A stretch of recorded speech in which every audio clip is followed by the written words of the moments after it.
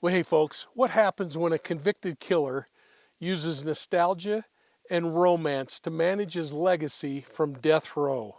In letter number 2, Chad Daybell devotes page after page to Tammy Daybell, his wife of nearly 30 years, the mother of 5, and tragically, his murder victim. He paints her as a radiant, saintly, and strong woman while weaving a love story full of concerts, family memories, and business successes. But what's missing speaks louder than what's included. The Tammy letter left me even more empty than letter number 1. From absolutes like I never considered harming her to tender anecdotes designed to blunt our inquiry. Let's expose Chad Daybell's rhetorical playbook, his biography of personal sainthood, his omissions, and the strategy of rewriting history. But we're going to keep the focus where it belongs, on Tammy Daybell, on Tylee Ryan and J.J. Vallow, and of course the families that are forced to live in the shadow of these homicides. Along the way, I want to examine the psychological defenses of narcissism, gaslighting, and impression management, and I hope to show why these letters aren't contrition, but a performance.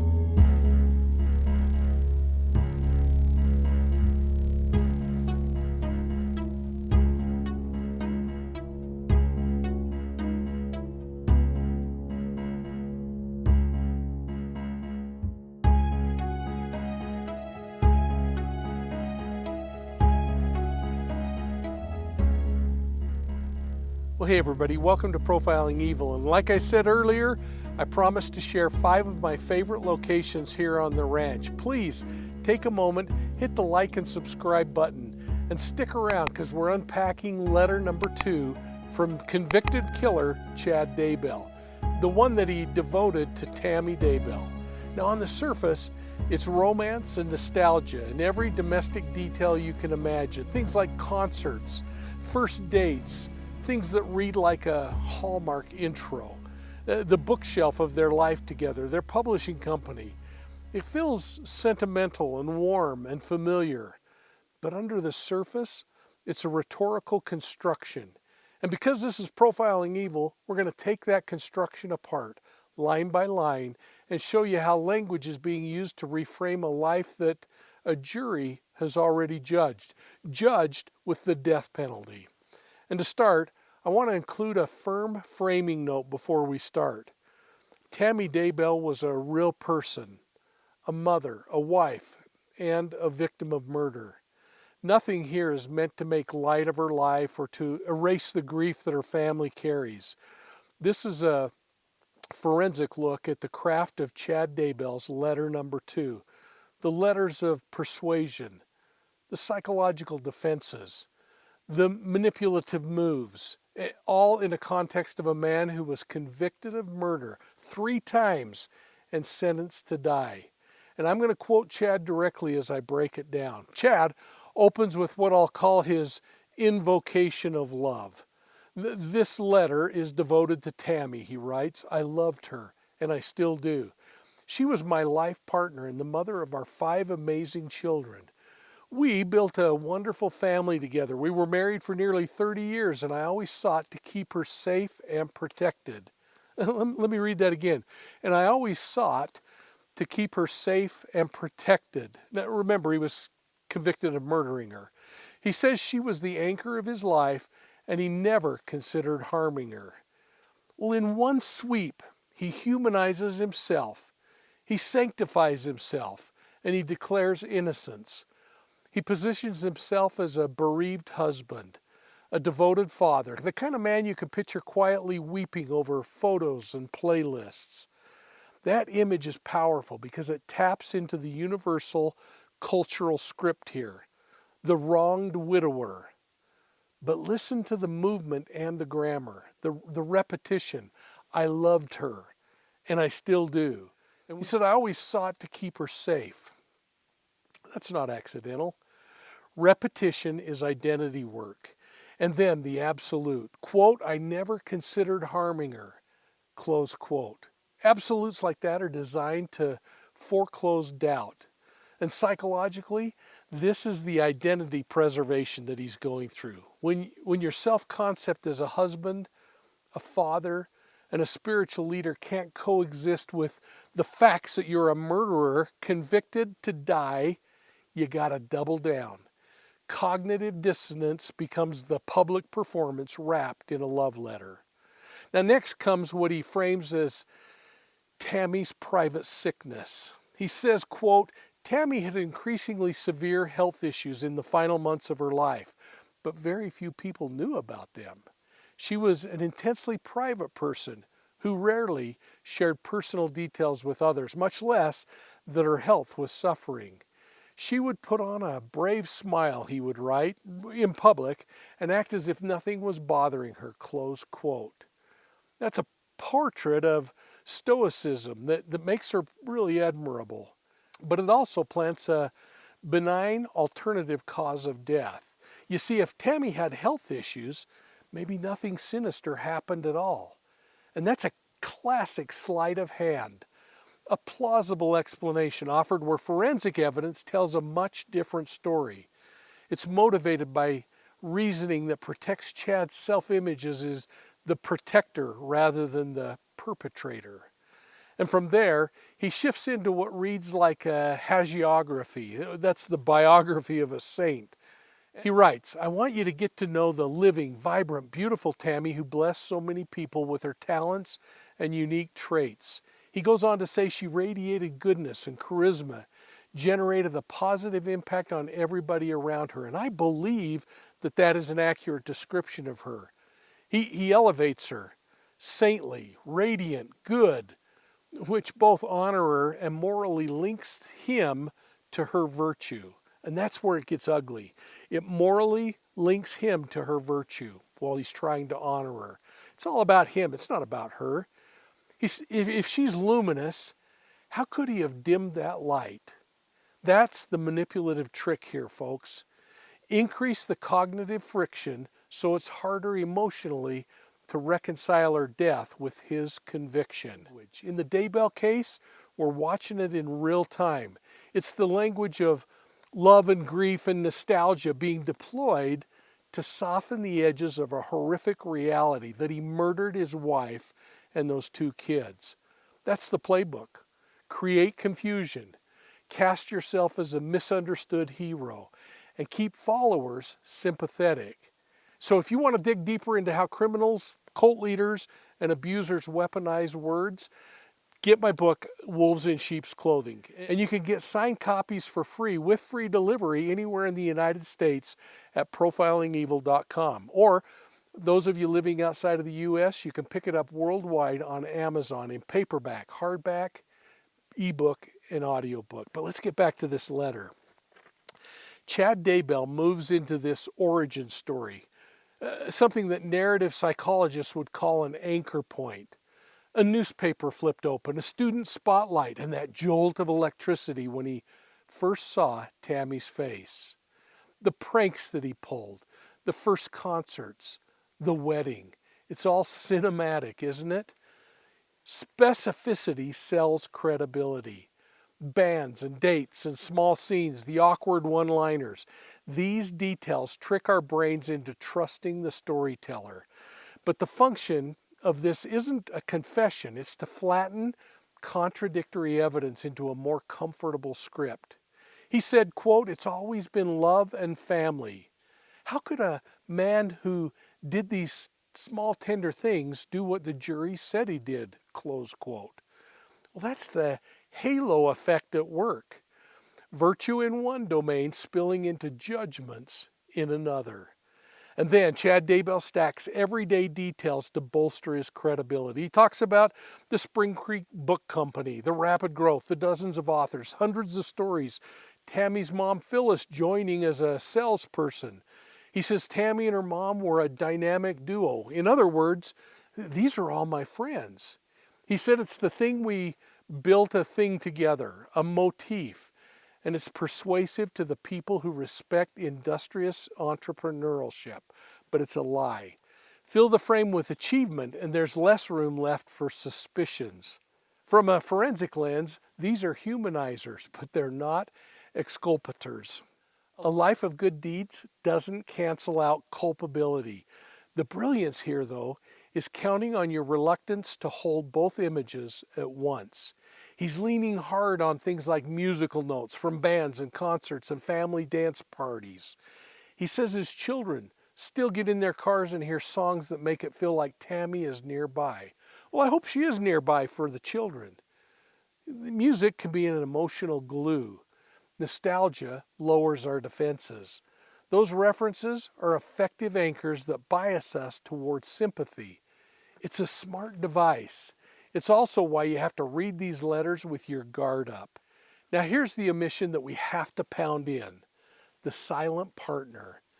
The entire letter is soaked in a feeling and scene setting staged, but it's conspicuously light on the mechanics of Tammy's death and the other central relationship in the story, Lori Vallow. Now, where's the account of those final days? Where's the secret affair he was carrying on? Where's the spiritual portals? And most importantly, where's the timeline that addresses what the jury heard? That timeline that talks about zombies, reincarnated lives, and extramarital affairs with Lori Vallow. Where is any meaningful mention of the decisions and the actions that led to outcomes the court adjudicated? Silence is a rhetorical move. Omission functions like punctuation. It directs your attention away from certain truths.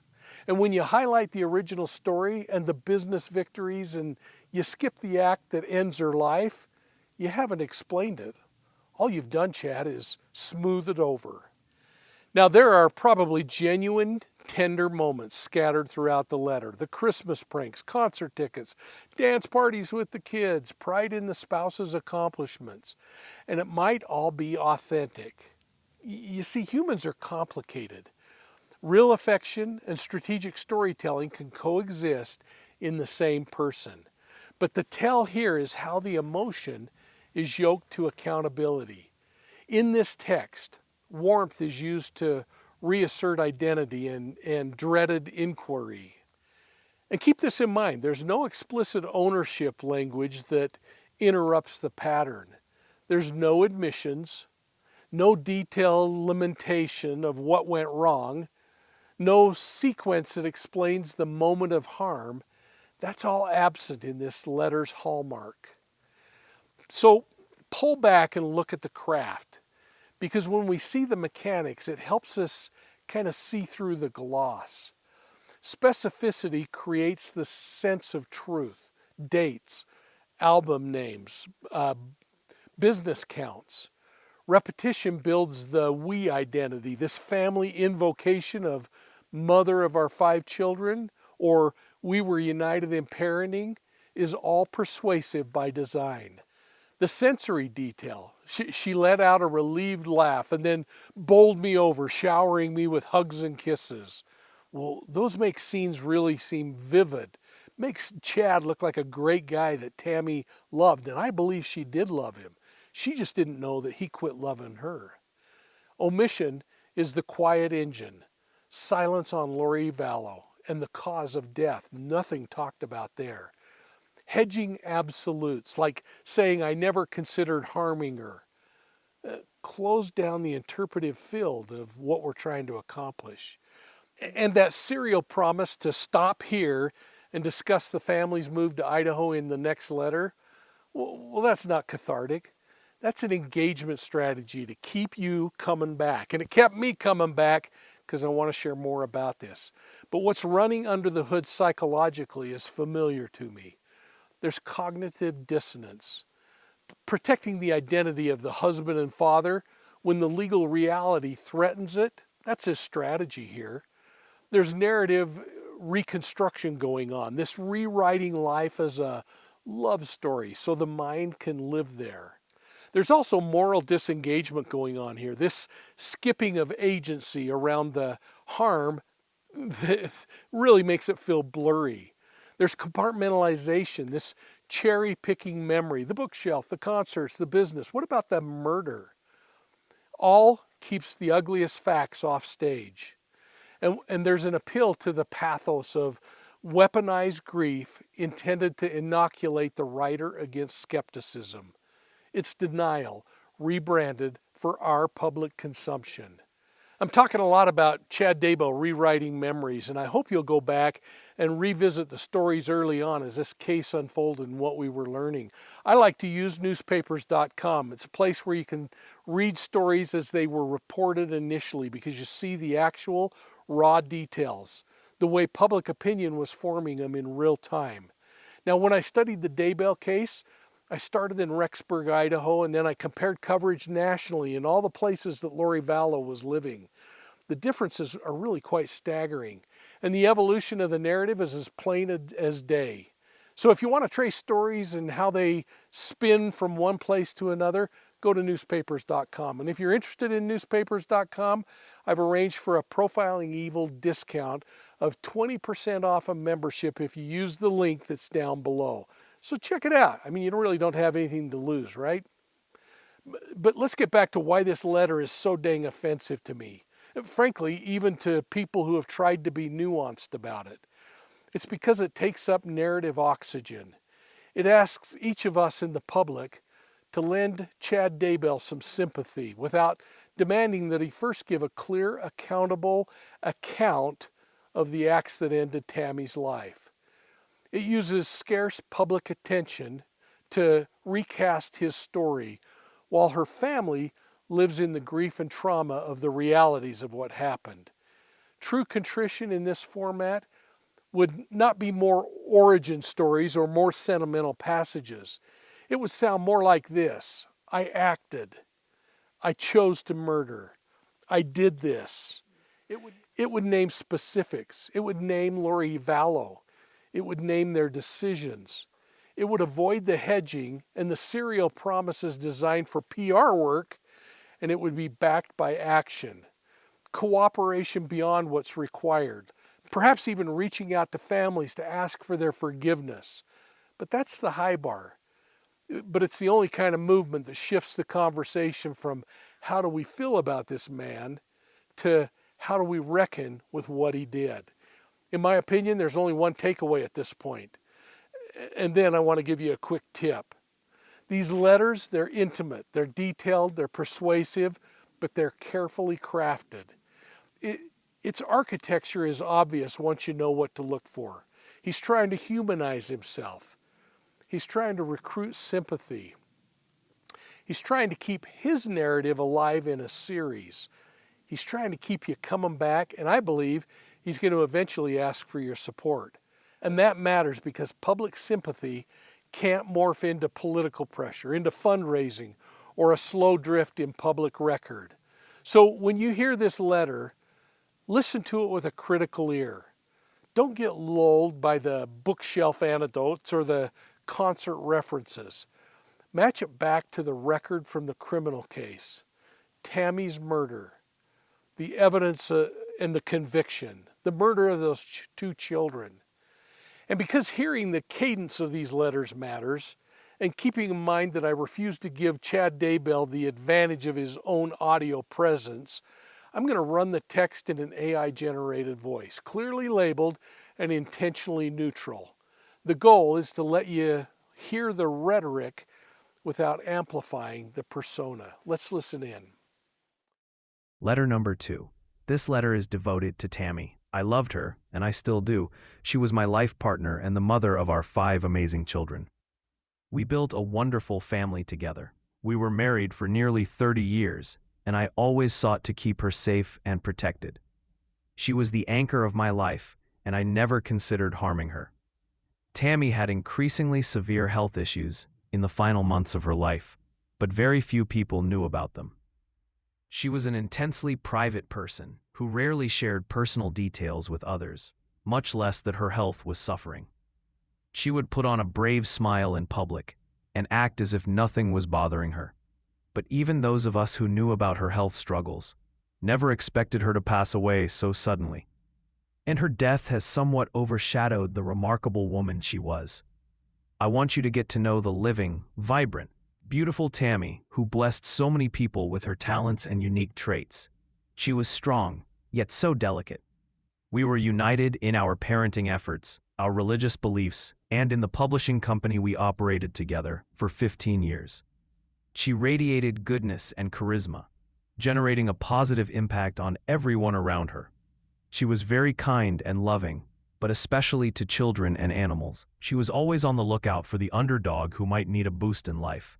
Tammy and I got married in our youth. I was 21 and she was 19, and over the years we essentially became one.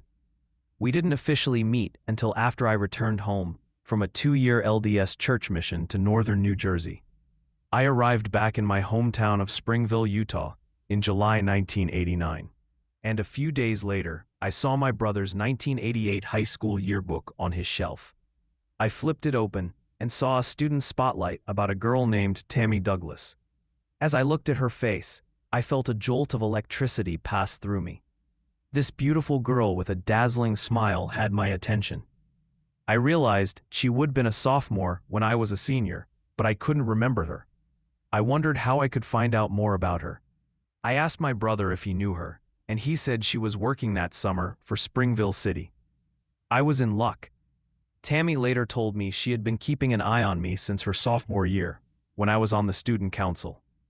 She had watched me perform in the crazy skits we did during school assemblies, and had also kept track of me in the school halls. When I was on my mission, she had even told her friends, "I'm going to date Chad Daybell when he gets home." I attended a church activity about a week after the yearbook experience, and I spotted Tammy immediately when I entered the room. She was playing volleyball, so I joined the other team. Soon we rotated and found ourselves 5 feet apart, staring through the net at each other. After a moment, she said, "I'm going to spike it in your face." I smiled, but the only response I could come up with was, "Oh yeah?" Very eloquent, I know. But in reality, she had left me tongue-tied. Tammy's eyes seemed to sparkle, and I was delighted that this petite, dynamic woman was clearly spunky as well. I was smitten. When I got home, I couldn't get her out of my mind, so I called her and asked her on a date. I was very relieved and excited when she accepted. Her parents later told me Tammy had happily danced around the living room after she hung up the phone. Our first date went great, and we became inseparable right from the start. We were both attending BYU Provo that fall and working part-time, but we spent every spare moment together. We became engaged to be married the night before Thanksgiving. I had been thrilled to discover Tammy loved music as much as I did, including some alternative bands such as Oingo Boingo and Depeche Mode. We loved to blast their songs in the car and sing loudly along. As Christmas approached, I told Tammy I had gotten her a gift she would love, but I had discovered she was a bit of a prankster and I had become her new favorite target, so I decided to give her a little payback. I had been given a pair of really nice writing pens in a small rectangular box. On Christmas Day, I handed her the wrapped box, and she eagerly opened it. I kept a straight face as she pretended to be happy about the 2 pens. I said, "I thought you could use them at work. They're really nice." She nodded and said, "Thank you, I love them." She started to put the box aside when I said, "Maybe you should look underneath the pens." She removed the pens to find 2 front-row tickets to an upcoming Oingo Boingo concert. She let out a relieved laugh, then bowled me over, showering me with hugs and kisses. We were married in the LDS temple in Manti, Utah in March 1990. Just over 7 months after we met, we held our wedding reception that evening in the Springville Art Museum, and seemingly half the town showed up to congratulate us. Tammy was a lovely bride, and I felt like the luckiest man on earth. We rented an apartment in Springville, and we really loved being newlyweds. I had a full scholarship to BYU and worked part-time, and Tammy accepted a full-time secretarial position with Springville City that paid quite well. So we felt rich. We loved to eat at several favorite restaurants, go to movies, and just be together. We had a fabulous time at the Oingo Boingo concert, and those first couple of years of marriage we attended several others, including a very crazy B-52s concert where we danced the night away. Going to concerts continued throughout our marriage, and we would take our kids along as they got older. We also loved to hold family dance parties with our kids in the front room, even after moving to Idaho. Even now, the children tell me they'll get in the car and certain obscure but meaningful songs will often be on the radio, and it feels like Tammy is saying she is nearby. Maybe those songs on the radio are just a coincidence, but either way, it reminds our children of their wonderful mother and the fun we had as a family. I was grateful for Tammy's complete faith and trust in God. In early 2004, I felt we should start our own book publishing company. I knew it would be a challenge, but I sensed it would be very successful. I told Tammy my feelings, and although she was apprehensive about the idea, she agreed to pray about it. In response, she said she received the strongest spiritual confirmation of her life, and that we should move forward with it.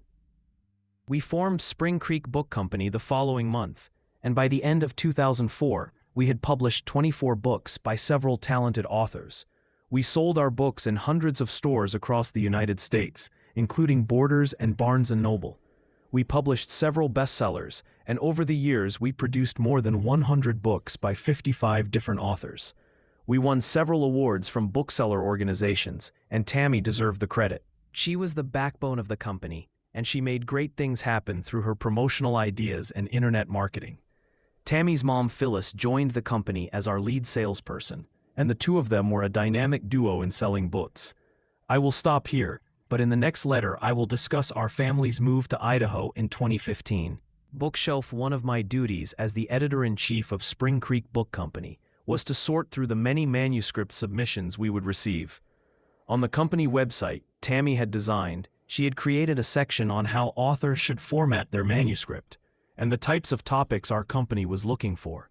As our success grew, we were receiving dozens of manuscripts each month. There were a lot of aspiring authors out there. However, we only had a few openings each year since many of our authors were writing additional books. But I still looked at each submission just to make sure we weren't missing a diamond waiting to be discovered. I would take the most promising ones home for Tammy to read through, and this team effort worked well in maintaining a high level of quality in our books. It was hard to send rejection letters to those authors we didn't select, but I tried to recommend other publishers who might be a better fit for their books. One day, I opened a manila envelope and pulled out a manuscript that immediately caught my eye. It told the story of Willard and Rebecca Bean, who were asked by LDS Church President Joseph F. Smith in the early 1900s to serve a mission in Palmyra, New York, the birthplace of Mormonism. The problem the Beans faced was that the church members had left Palmyra many years before, and the townspeople certainly didn't want them to return. But the Beans moved to Palmyra, endured initial persecution, and slowly began mending fences, literally and figuratively. Over time, they helped turn around the negative feelings there, purchased historic locations for the church, and finally concluded their mission more than 2 decades later. The manuscript, written by Rand Packer, was powerful and inspirational. I couldn't put it down. It was one of those rare moments as a publisher when you feel, whoa, this is great. I need to sign this book immediately. The book's title is A Lion and a Lamb, referencing Willard as the bold, sometimes brash lion, with Rebecca as the wise, sweet lamb who won over the townspeople with her kindness. I took the manuscript home for Tammy to read, and she was enthusiastic about it. We both knew it would be a bestseller. I contacted Rand the next day, and when we met, there was an instant connection, like meeting a dear friend. We signed a publishing contract and put the book into production. The initial sales were strong, but then it just kept selling, year after year, especially in the LDS bookstore in Palmyra itself.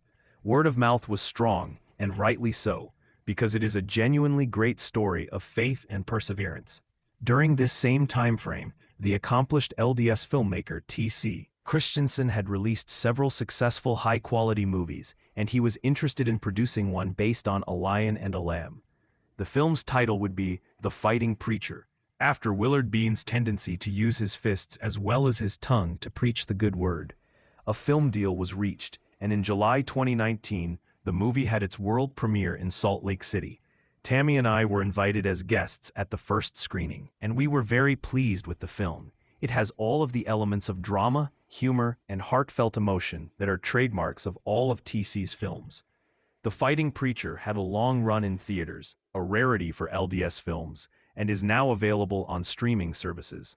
After the movie premiere, Tammy and I were invited to meet TC and the film's actors. Rand was there, and we shook hands and smiled at each other as if to say, "Can you believe where that little manuscript has led us?"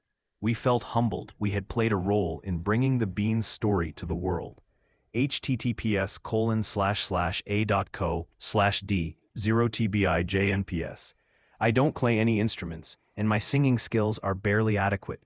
I took piano lessons for about a year when I was 8 years old, but I was much more interested in learning to play baseball, and my blossoming musical career came to an end. Meanwhile, Tammy had a natural talent for playing instruments. She first learned to play the clarinet. Then she switched to drums when she was part of the Springville High Marching Band. When our children began taking piano lessons, Tammy joined in and took lessons at the same time.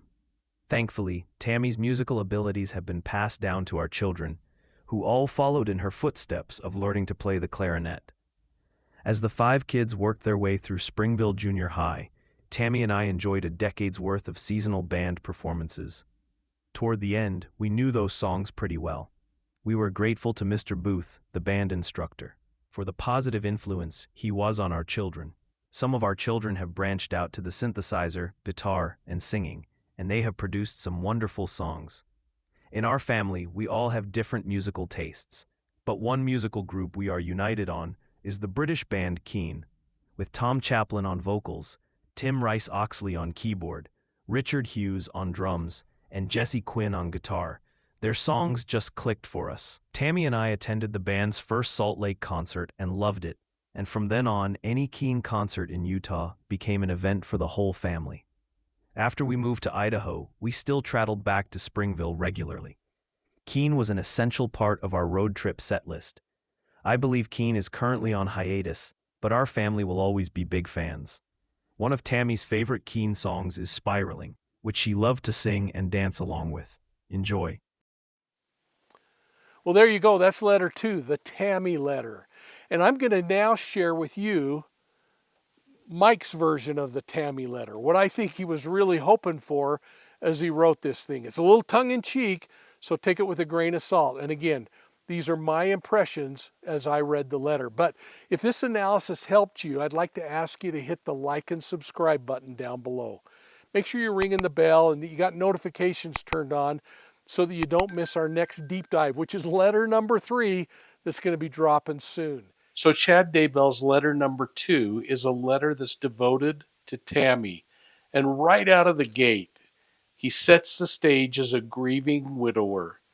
And here's a strategy note I'm sure he was thinking. He's thinking to himself, if I can frame myself as an eternal husband, it distracts from the inconvenient reality that I'm also the man that a jury found guilty of conspiring and murdering her. He makes sure that he puts out there, I loved her, and I still do. I always sought to keep her safe and protected. Now, the translation in his mind might be, if I repeat love and protect enough times, maybe people will forget that her sudden health decline coincided suspiciously with me Googling the words death by asphyxiation. But let's talk about the health deflection that I'm going to use here, because I'm going to tell people that Tammy had increasingly severe health issues. Now, I say this, they were very private health issues. Almost no one knew about it. Now, how clever is this? Because if I can convince you that she was secretly sick, then maybe you'll swallow that she just up and died. The psychological trick here is classic. It's create an alternative narrative that makes forensic evidence look like it's just a coincidence. And of course, her death overshadowed the remarkable woman that she was. So the translation for that has got to be, hey folks, let's not focus on the autopsies or the exhumations. Let's focus on how great Tammy was, because memorializing her gets me piggyback goodness off of her goodness. So using that theory, I'm going to build the love story. I'm going to launch into our original story. A mission boy returns home. He sees a yearbook. He feels a jolt of electricity. I mean, this is romantic, right? But it also reframes me as a destiny bound, not dangerous bound individual. If I can make our relationship look like a Hallmark script, then suspicions about motive look like hearsay. Now, she joked about spiking a volleyball in my face. I was smitten. Now, notice how I retell this like teenage puppy love. It's designed to humanize me because nobody wants to picture the same smitten boy who's later accused of murder. So let's throw in some nostalgic bombs as well, because we did bond over music. I mean, a bunch of different groups. We went to concerts, and there were all kinds of pranks. Now I'm going to highlight these because nostalgia is disarming. This is an image management tactic that I've learned. Because if you're busy picturing us singing songs together, you're not thinking about Tammy in a grave only to be exhumed later and then the medical examiner to say she was murdered. Now, even my Christmas prank with the concert tickets is going to get in here because I can show myself as a playful person. That might minimize the idea that I'm manipulative and calculating because all that would start to feel less believable. And of course, I've got to enter in the saintly marriage. We were married in a temple. Half the town came. We danced at concerts. We prayed together. We started the business. This is going to be deliberate stacking where I'm going to put religion plus community support plus entrepreneurship. It's going to paint me as a respectable, industrious family man. And the implicit argument, a man like that couldn't possibly kill his wife. Now, Tammy even received the quote, strongest spiritual confirmation of her life in this idea to support me in the publishing company. So the text, the subtext anyway, is going to be if she trusted my visions, then why wouldn't you? The psychological trick here is conflating trust in God with trust in Chad. Now, let's talk about the publishings and the films. Because I prayed our publishing success, complete with bestsellers and even a film premiere. And why am I doing this? Because achievements are character armor. That's right. If I can remind you of awards, contracts, inspirational books, it's harder for you to imagine me plotting in the backyard with Lori Vallow. Even that Bean story, the fighting preacher, it serves a sneaky purpose. Willard Bean used fists and faith to win over people. Does that sound familiar? It's a type I want to cloak myself in, a misunderstood fighter who is really serving God's work. And then I'm going to put in the catch here, the Tammy tribute, because I'll describe her as radiant, musical, kind to children and animals. Now, this isn't just memory, it's strategy. If I can canonize her, I can cast myself as the grieving prophet husband who adored his wife, the saint. Then, anybody who accuses me of hurting her looks like they're spitting on her memory.